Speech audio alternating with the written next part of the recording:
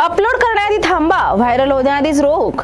कल्पना करा, एक व्हिडिओ अपलोड होतो, त्या व्हिडिओमुळे समाजात वाद पेटू शकतो किंवा कोणाची तरी बदनामी होते. काही मिनिटातच तो सर्वत्र पोहोचतो, चर्चा सुरू होते, एका तासात नुकसान स्पष्टपणे दिसायला लागतं आणि नंतर कुठेतरी सरकारच्या नजरेत तो व्हिडिओ येतो. मग काही तासांनी तो हटवला जातो. हीच भीती देशाच्या सर्वोच्च न्यायालयापर्यंत पोहोचली आहे. खोट्या बातम्या, डीप फेक व्हिडिओ आणि आक्षेपार्ह पोस्ट इतक्या वेगाने पसरतायत की त्या हटवण्याआधीच समाजावर त्यांचा खोल परिणाम होतोय, अशी गंभीर चिंता न्यायालयाने व्यक्त केली आहे. त्यामुळेच आता सरकारला स्पष्ट निर्देश देण्यात आलेत. फक्त नंतर कारवाई नको, तर आधीच प्रतिबंध हवा.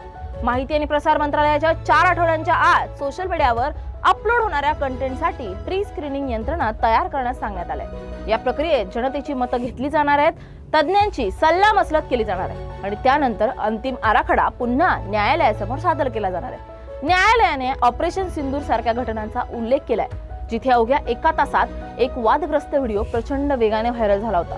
नंतर तो हटवण्यात आला, पण तोपर्यंत स्क्रीनशॉट, मतप्रवाह आणि तणाव सर्वत्र पसरले होते. आता उद्देश स्पष्ट आहे.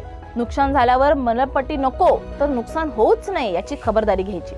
याच दिशेने सरकार आयटी नियमांमध्ये बदल सुचवत आहे.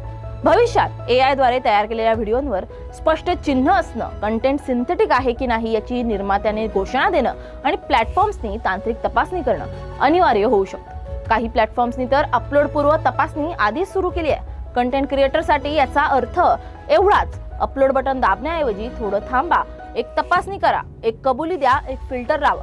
नियम अजून अंतिम झालेले नाहीत, पण एक गोष्ट नक्की आहे, आता भारतात व्हायरल होण्याआधी विचार करावा लागणार आहे.